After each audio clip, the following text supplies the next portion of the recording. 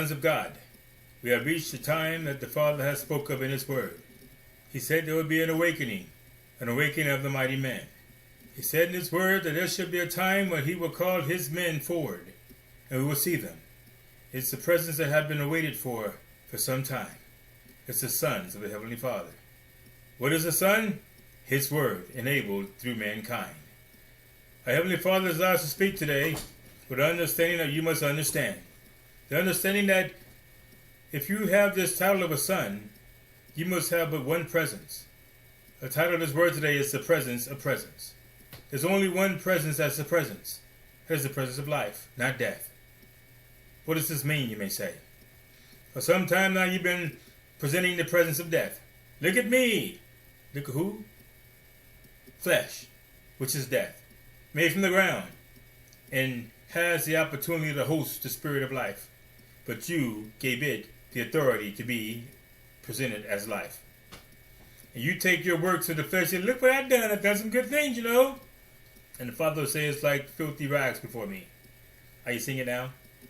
You will come with your glory and I've done this. I'll get to the poor. And I gave my money to the poor and I did this, sacrificed this.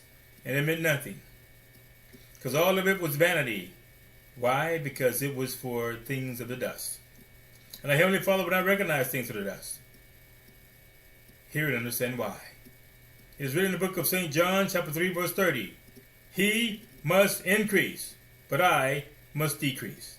Are you getting that? You got to get yourself out of the picture. It can't be to your glory, identified as flesh. It can't happen. Jesus gave us an example of how this is done. He said, you must understand the purpose, man. There is but one purpose for mankind. As any creator has created anything on this earth, it always has a purpose. You know, when he created the toaster, the toast. He created the mop up water. Man created things like a car, an automobile to drive you around, and an airplane to fly you around. Everything was created with a purpose. Sons of God, hear my Father as he speaks very clearly in the book of Genesis, chapter 1, verse 26. I created mankind in my image and likeness. And I want him to have dominion over everything that creeps upon this earth. But you would not. You are submissive, right? To those in them, right? Understand the first lie with understanding, sons of God. You are not who your mama told you you were from birth. You are not the identity of your name. Henry, Jojo, Ho-Ho. You're not that. You must understand who you are. In the book of St. John, chapter 4, verse 24, God is a spirit, sons of God. God is a spirit. Our Father is a spirit. He's not a flesh. And yet I worship him must worship him in spirit and in truth. You are a spirit. Just look very closely at a dead flesh. You'll see it laying there, sometimes with the eyes wide open, and the spirit is gone. As we'll give an account for who it chose to live, the flesh or the truth, which is the word of the Heavenly Father. Your true identity as life is spirit, sons of God. You must understand this. This is how Jesus was able to disconnect from every identity of his flesh.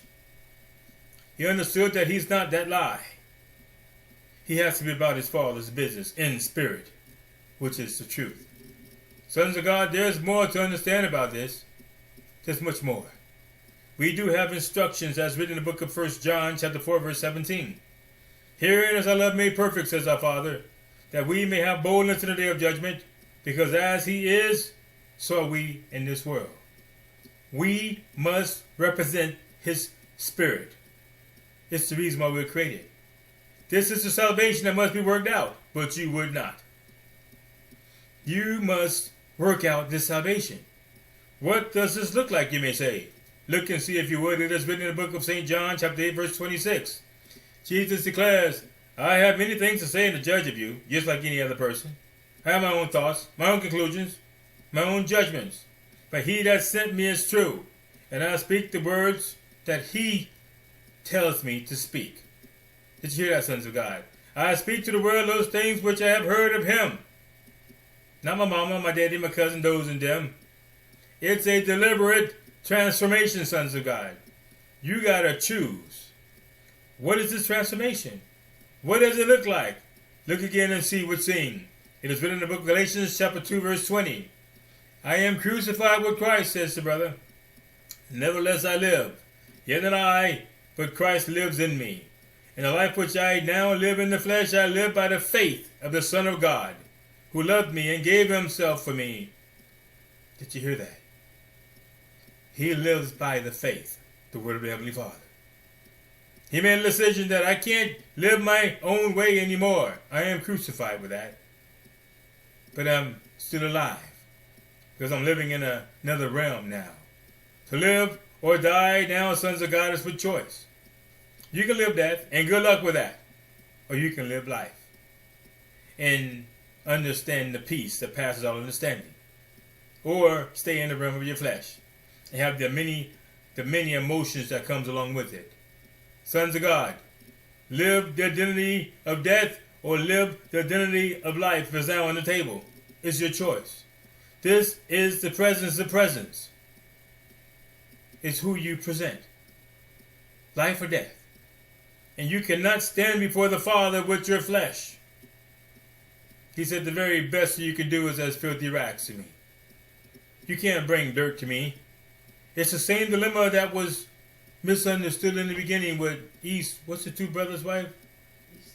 Esau and who? Jacob. And Jacob. One who brought vegetables, right? Oh no, that's who was that? That's Cain and Abel. Cain and Abel. In the beginning, Cain and Abel.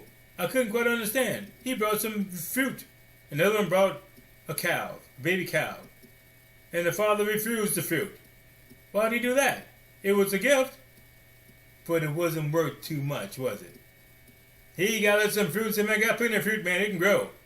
But a cow is more precious than that. It means more. The Father's not going to take your leftovers when you get older. I'll serve them now. Good luck.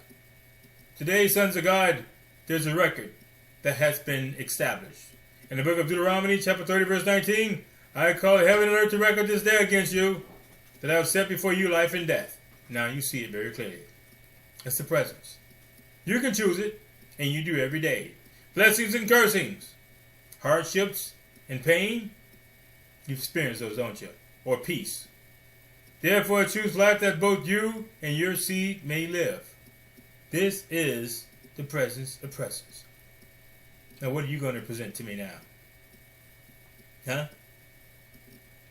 Are you going to present my word? How do I present your word? It's a very quiet voice. I'll tell you every time how to do it. It's personalized for every human being on this earth. The Father will tell you right from wrong in your spirit. And you can't call wrong right and right wrong because you know better. You know better. You have to choose. Well, this is right, but I'm going to say it's wrong. Right? Or he said he loved me, but he doesn't want anything but sex.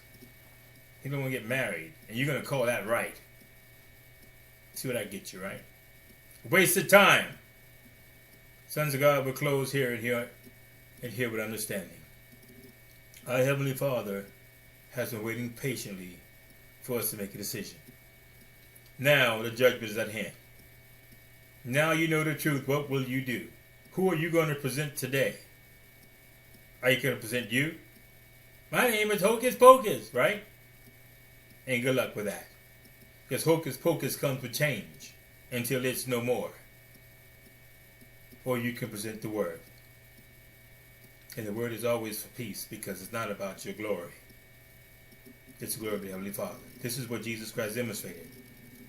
Every acknowledgement of good that came from Him, He said, it's not me. Pray to the Father. He does the works. Only follow instructions. And we wouldn't get it, would we? He was showing us how it's done. You got to give it to the Father. In your weakness, be made strong. If you let the world know that it's not me doing it. I don't have confidence in the flesh. Are you getting it? I'm sure you are. Until we talk again, go in the truth or die in the lie.